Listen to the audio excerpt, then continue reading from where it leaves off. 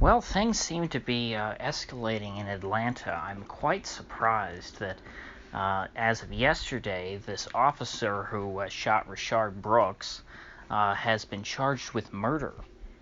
That's a more severe charge than originally the officer that killed George Floyd got. And for that reason, I think it's even harder to believe that it will stick. I think that it's risky of the prosecutors in Minnesota trying to pin second-degree murder on the guy in the George Floyd case. Because manslaughter is such a slam dunk.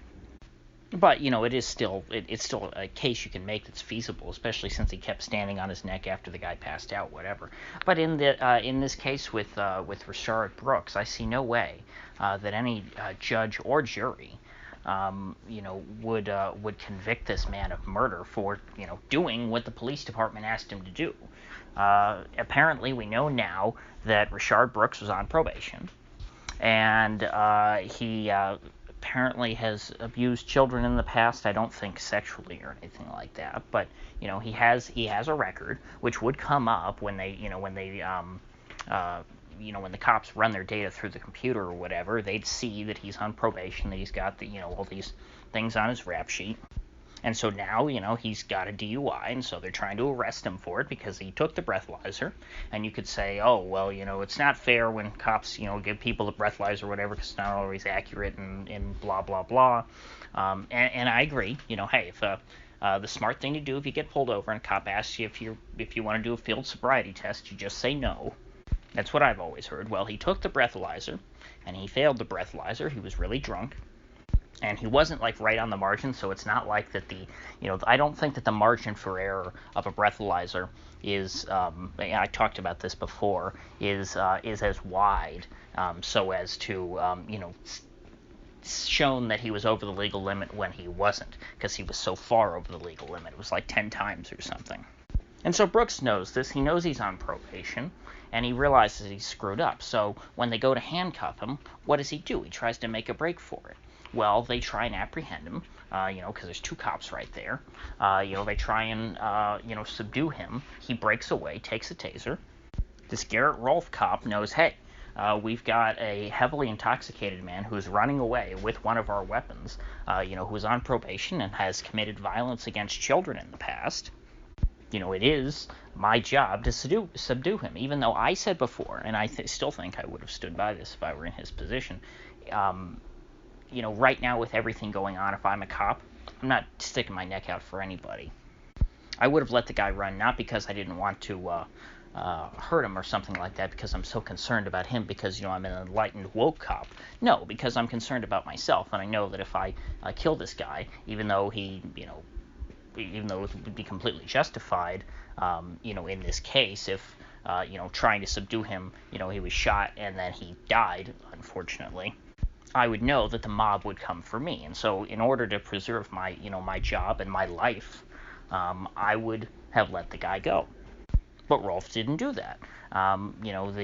Brooks pointed his taser at him, and I think he actually shot it and missed the darts, and Rolfe fired back. And now even, we have footage from afterwards to where, because they're saying that, oh, well, after he was shot, the cops kicked him while he was down. That's what the witnesses are saying. And that to me sounds a lot like, the hands up, don't shoot witnesses. Remember who said that about Mike Brown, which apparently that never happened in Ferguson. We have no footage from what I've seen of, this officer kicking the guy while he's down after he's been shot twice in the back. So to me, it's pretty clear. This officer did exactly what he's trained to do. He did, what the police department asks of their officers. Whether or not you think that's a good thing or not is a different discussion, whether you think cops should be doing these sorts of things. But this is what the guy was told to do. And now the same people who he works for, the government, is now trying to rake him over the coals and use him as a scapegoat, whereas he did not break their procedure. If there's a problem with what unfolded, the problem is systemic, even as the Black Lives Matter people say. And yet in Atlanta, the DA is trying to pin this all on one cop if there was something wrong. And so for that reason, a lot of people after this were saying, gee, if I was a cop in Atlanta, I wouldn't show up because, you can get lynched essentially. Well, lynched is the wrong word because that's a racially charged word. Yeah, I guess I can't use that in this scenario. But whatever the non-racial equivalent of lynching is, that can happen to you if you just do your job and do as you're told. So why would you do your job if you're a cop? And I was already feeling this way before all this happened. Just because of all the extra scrutiny right now, you're not going to get a fair shake. You are, considered the bad guy until you prove otherwise. And so apparently a lot of actual Atlanta cops felt the same way and did not show up to work yesterday. The Atlanta PD was pretty funny, came out and said, reports that there are cops walking out on the job is inaccurate, but we are receiving a higher than usual number of people calling in sick. And I don't think they even used the word sick. They just said basically calling out that they weren't going to show up. So that sounds to me like, cops don't want to show up for the job if they're going to be charged with murder for, doing what the city asks of them. Oh, and I have to say, it's pretty disgusting that his partner is now going to testify against him. Because my guess is, without that guy's testimony, the state wouldn't have any sort of a case against this guy because, the video does not show him doing anything wrong. And I guess the partner is only testifying because they charged him too, with assault apparently, assault on the guy that was attacking them that they were trying to arrest. I guess arresting someone for DUI who's on probation is no longer, cool in Atlanta. I guess anyone who's out, drinking and driving on probation is free to go in Atlanta. That's the message that was sent. And it was pretty interesting if you listened last night to a couple of the zones. I guess they don't call them precincts in Atlanta of the Atlanta PD. The scanner was totally silent. Didn't seem like there was much going on.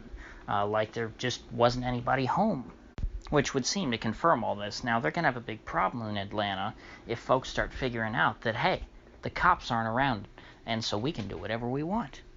And you know what? A lot of people on the right are advocating for this. I saw Mike Cernovich, going so far, and to call Cernovich a right-winger maybe is a little too generous, because, he did sleep with a tranny.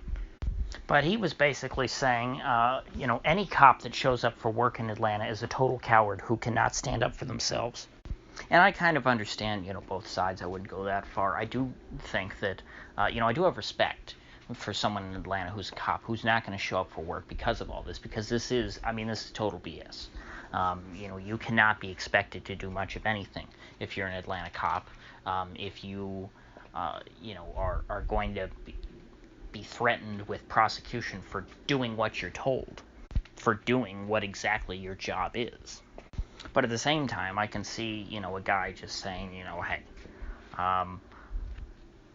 no matter what's going on, I still feel like I have to do my job because somebody has to do it kind of thing, with some kind of sense of duty. I can appreciate both sides of that.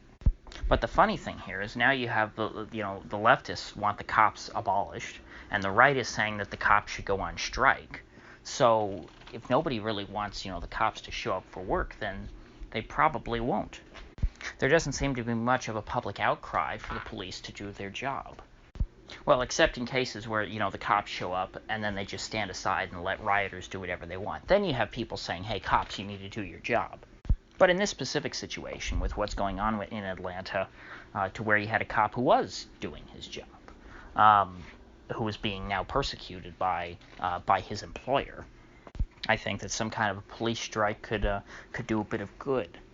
Oh, and another 15 million people filed for unemployment last week, so, I guess, or last month maybe? I know it.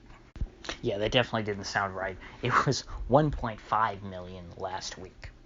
I was going to say 15 million in a week would be a little extreme. But anyway, that's 1.5 million more people now who have lots of free time to go out and riot and to loot and to commit all sorts of other crimes that the police can now abstain from disciplining. So I think things are definitely going to get a lot worse in this country before they get any better. And with that said, if you gain anything of value out of this video, I'd appreciate you clicking that like button and sharing this video. And if you haven't already, please do subscribe because I do upload every day and I'd hate to have you miss one. So I'll see you folks back here tomorrow.